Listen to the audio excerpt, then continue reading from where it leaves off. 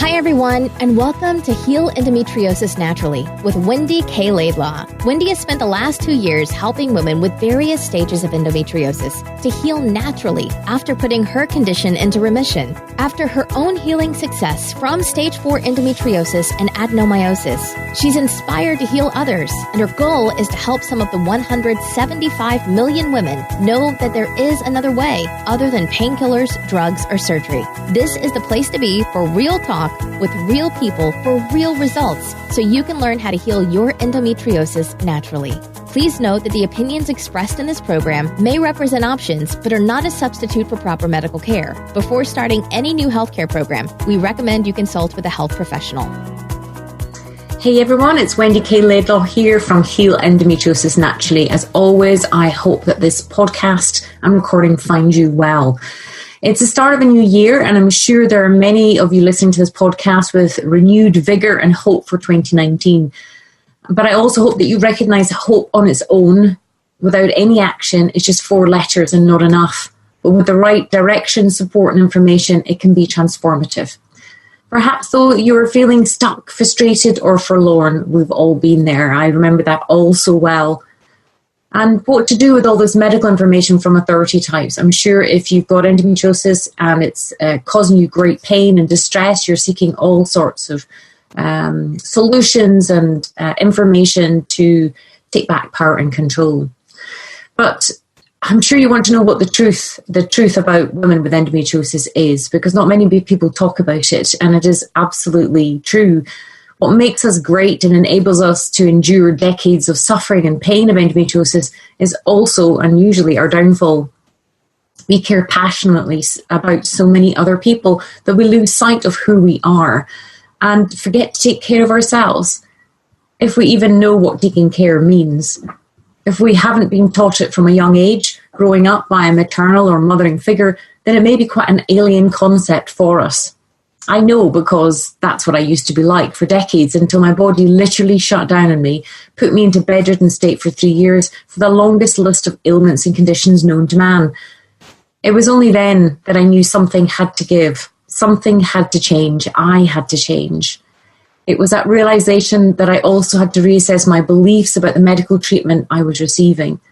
In the UK, they call it National Health Service.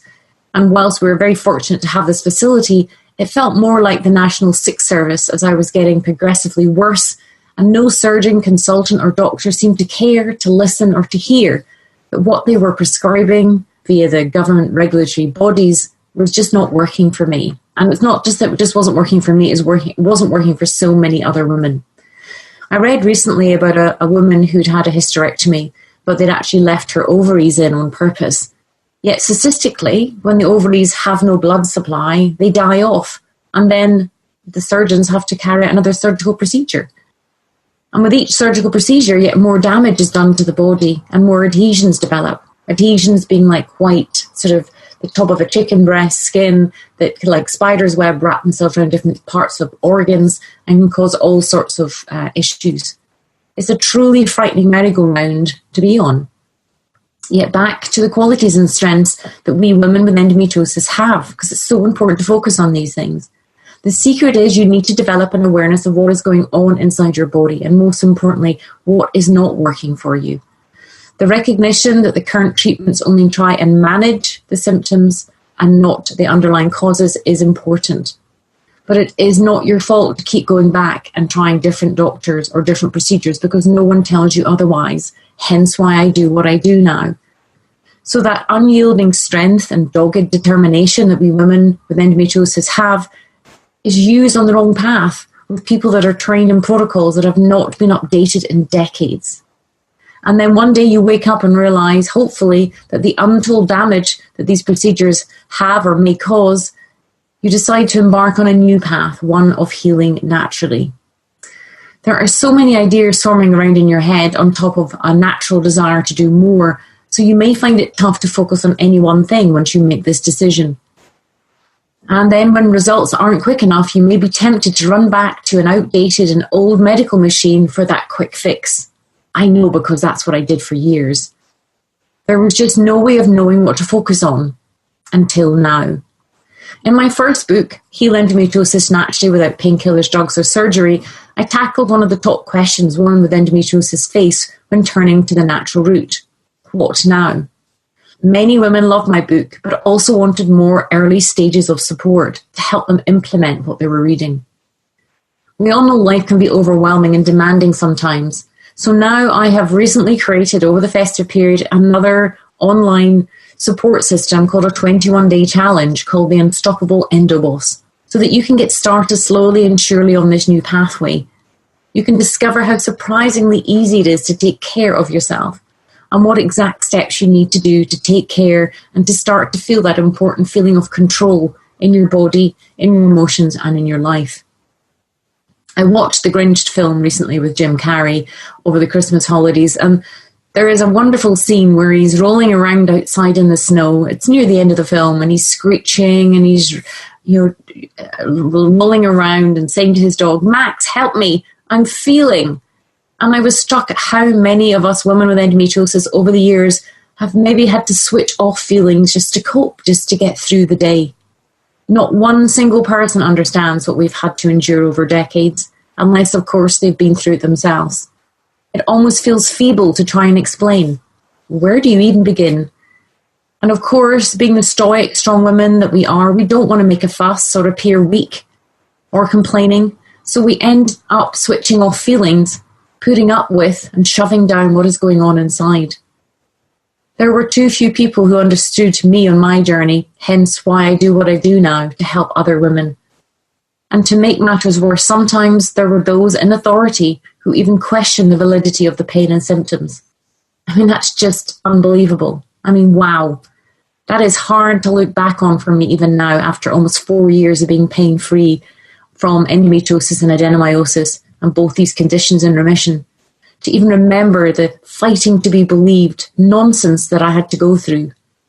I joked with someone recently saying, when I was being questioned by these doctors and consultants whether my pain was real, I wanted to calmly turn around and say, "Yes, that's right, Dr. X, Y, or Z. When I was a little girl, I used to dream that when I grew up, I wanted to be in insufferable pain, doubled over, and end up bedridden for several years. Not."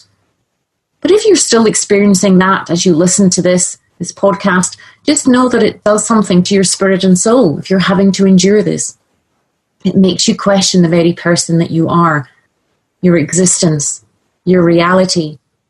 It makes you want to run from your body. It makes you want to hide, to disappear or be invisible, all the while wishing, praying and hoping something will change or that someone, anyone will help you. But when that doesn't happen, you switch off, dull down feelings until you're totally detached from them. You have to. That's sanity's sake and savior. So a delightful part of this journey was to slowly become comfortable with my feelings and my emotions and start to trust myself, trust my instincts. I was recently on a cruise and this very wise man said to me when I questioned my levels of confidence, in inverted commas, "Confidence, Wendy, comes from the word confident, i.e. trust. It means you have not trusted yourself in the past." And it hit me like a bolt of lightning.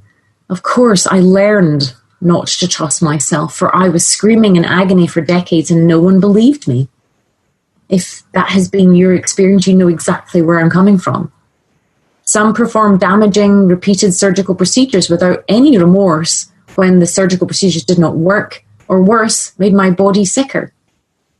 It was not that I did not trust myself, but that the pathway I was on was flawed and full of narcissistic people who told me with condescension that I must be a hypochondriac or that the test showed nothing was wrong with me.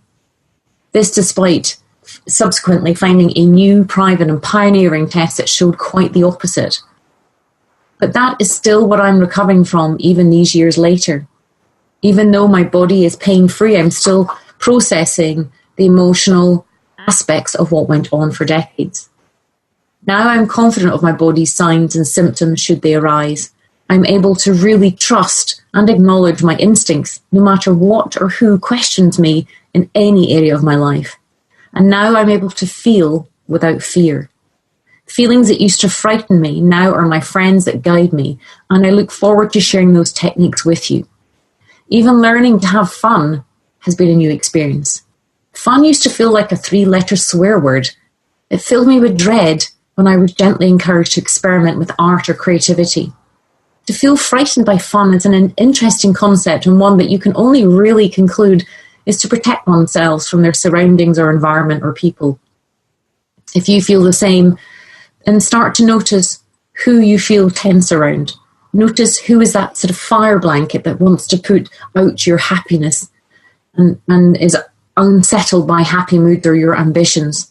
And gently detox them out of your life, for they can seriously damage your health. So as I prepare to run this new 21-day challenge for the Unstoppable Endoboss, I'm taken back to when I began my journey, how scared I was and how I did not know where to start. But that is why this 21-day challenge has been created, to start you gently and lovingly on this new pathway with new habits. Habits that can help you to be trusting of your instincts again, or indeed maybe for the very first time. But to feel part of a growing family of women who really are bosses of their endometriosis, an endoboss. One lovely lady has just finished the advanced program and quoted me recently, sent me an email and said, "I'm so glad to feel like my old self again that was gone for 7 years." It's quite a profound length of time for her to have lost herself, to have been in insufferable pain, but equally incredible to be there supportive as part of her journey as she is relieved from pain and starting to realize her own beautiful light as she moves forward. If you feel you have lost yourself, or like me, never really knew who you were or are, then one thing is certain: you must start taking care of yourself now. Do not do it alone if you can join a safe and supportive group like Endoboss with Heal Endometriosis Naturally. You've been through too much suffering on your own to last you a lifetime, time that you cannot get back. So make 2019 your year. Those that really love you will support you. Those that don't support you, well, they need slow contact or no contact. It sounds tough, but when I talk of the 5 Ps, or the 5 poisons, i.e. produce, food, products, property, past and people, the people element can have a profound impact on your cells and nervous system. This is where the real self-care comes in. Taking care of you because, and this is the truly sad bit, no one else will. You owe it to yourself now, because if endometriosis is taken up inside your body, it needs attention in all of those 5 areas. Be wary of anyone who tries to sell you one magic solution for your endometriosis. If the medical solution had worked, there would be very little need for multiple surgeries and pharmaceutical giants investing millions in drugs that don't work. Use your greatest because you do have greatness. You have endured the war with your body for decades already. Use your greatest self to be the first time, and watch how, with the right help, your body will change. Then your feelings will change, then your emotions, and then your life. If someone questions your interest in a new, natural, and multimodal approach and pathway with disdain, ask them about their first-hand experience of what you have suffered, and that surely if they cared for you, it would not matter which way, but surely only the one way that worked to get you out of pain for good. So make 2019 your year. Don't just hope on hope, but take action behind that hope to really see what your body is capable of. Remember, this world needs a healthy you. Keep you number one, and to your health. Thanks for listening to Heal Endometriosis Naturally with Wendy K. Laidlaw. And I hope you enjoyed the show. Don't forget to subscribe, like, and rate us. If you're interested in learning more, you can download your top 5 jumpstart tips at healendometriosisnaturally.com and jump on the VIP email list. Remember to keep you number one. The world needs a healthy you.